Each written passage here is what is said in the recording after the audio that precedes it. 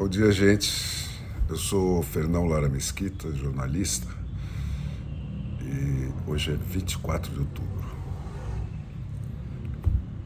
Quanto mais eu converso por aí, especialmente com os millennials, virgens do que foram os horrores do século XX e do custo em sangue que teve a implantação das garantias democráticas mínimas sobre as quais eles nasceram e viveram, mas eu me dou conta de que boa parte do Brasil não está se dando conta da gravidade do que está em jogo nessa eleição.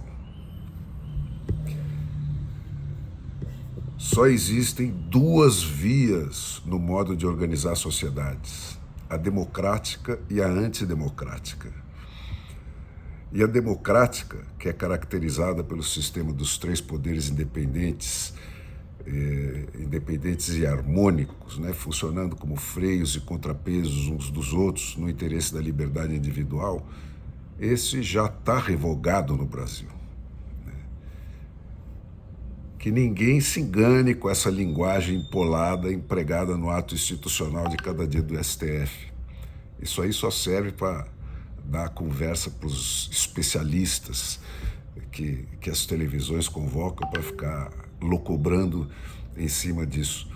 Esses decretos inscritos em cima da perna como reação a cada dado negativo de pesquisa para o Lula não passam de chutes na cara da Constituição, de atentados grosseiros contra a democracia, de atos de força desprovidos de qualquer traço de legitimidade, por um bando que, sem ter nenhum voto, se autoatribuiu a prerrogativa de ditar leis que só os eleitores podem delegar aos legisladores eleitos para isso nos governos do povo, pelo povo e para o povo.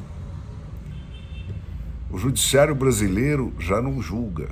Ele foi cancelado junto com a sentença perfeita, passada por unanimidade por 9 juízes diferentes das 3 instâncias profissionais de julgamento, cumpridos todos os passos do devido processo, jogadas no lixo por um decreto pessoal do seu Edson Fachin, né, o advogado do MST plantado no Supremo Tribunal Federal.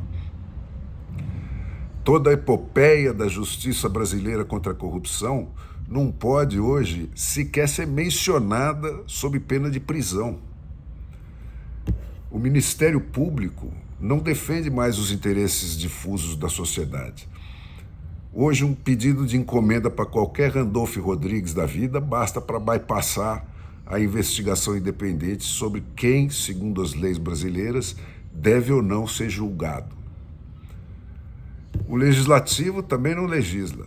As leis aprovadas pelos representantes eleitos pelos 150 milhões de eleitores brasileiros são sumariamente jogadas no lixo por decretos monocráticos dos representantes exclusivos do Lula no Supremo Tribunal Federal.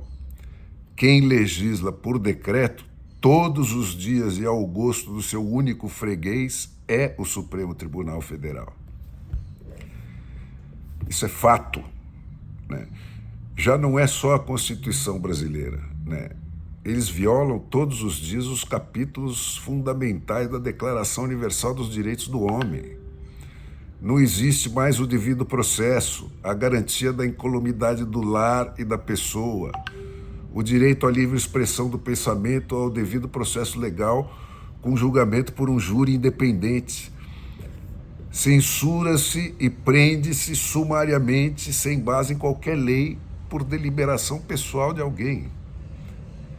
Tem amigos e tem inimigos declarados dos juízes.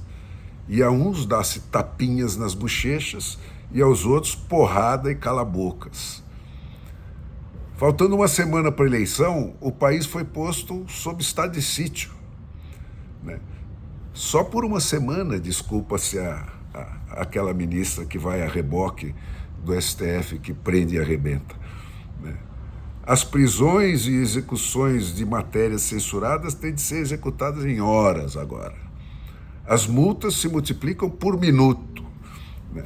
O equilíbrio de tempo que serviu de pretexto para a estatização das eleições transformou os 225 minutos de propaganda para cada candidato em 395 para o Lula e 55 para o Bolsonaro. Um 6-0, uma goleada feita exclusivamente de gols de juiz. Em nome do combate às fake news, nenhum dado real da biografia do Lula pode ser mencionado. Só os dados fake passam pelos censores. Não, ele não foi descondenado, ele é inocente. Nunca teve relações íntimas com narcoterroristas como as Farc, que tinham assento oficial no seu foro de São Paulo. Nunca apoiou ou financiou ditadores. O chefe do PCC nunca foi flagrado num grampo declarando voto em Lula, apesar dele ser meio salafrário. O homem que escreve há anos o seu imposto de renda e divide escritórios com o Lulinha Filho no prédio de propriedade do Jonas Suassuna, o mesmo que era o dono do sítio de Atibaia, não foi preso com 2 grandes traficantes do PCC, cujo dinheiro ele lavava comprando bilhetes de loteria premiados. Comprou 55 só no ano passado. Então, gente, só falta o último decreto, que com certeza vai vir, se ele ganhar a eleição, proibindo todos os brasileiros de votar em quem quer que não seja o Lula. A violência é tão explícita e grosseira que até o New York Times já entendeu qual é a verdade. Agora só falta aquela parcela da imprensa brasileira que não tem cura. A verdade simples, gente, é que, com exceção do controle da moeda e da gestão do dia a dia da política econômica, é o Lula quem governa de fato esse país pelas interpostas pessoas que ele plantou pessoalmente no Supremo Tribunal para este fim, conforme a receita explicitamente prescrita pelo Foro de São Paulo e que já foi aplicada em diversos dos nossos vizinhos. Esse vale tudo a que o país nunca chegou, nem mesmo nos momentos mais pesados dos anos de chumbo, é fácil de entender. Se um judiciário independente vier a ser reestabelecido no Brasil, o Lula descondenado vai ter que ser recondenado. E do mesmo modo, se o legislativo voltar a ser independente e a legislar dentro da nova equação de maioria que o eleitorado brasileiro acaba de lidar, as interpostas pessoas que hoje nos governam por Lula e pro Lula, a partir do STF, terão que se reenquadrar no papel que a Constituição prescreve para elas, ou vão perder a condição de comer lagostas regadas a vinhos com no mínimo 4 premiações e de vestir-se na Prada e manter dachas em euros ou em dólares pelo resto da vida. E com essa conspiração reacionária para empurrar o país de volta para o século XX, onde ele só poderá ser mantido pela violência e pelo terror, como acontece com todos os regimes reacionários que querem fazer as pessoas voltarem no tempo, cai todo o sistema de colonização do Estado brasileiro que nos impede de saltar para o 3º milênio, e mais o fornecedor de know-how e de dinheiro a fundo perdido de toda a esquerda latino-americana e do resto do terceiro mundo. Toda a esquerda antidemocrática desses lugares.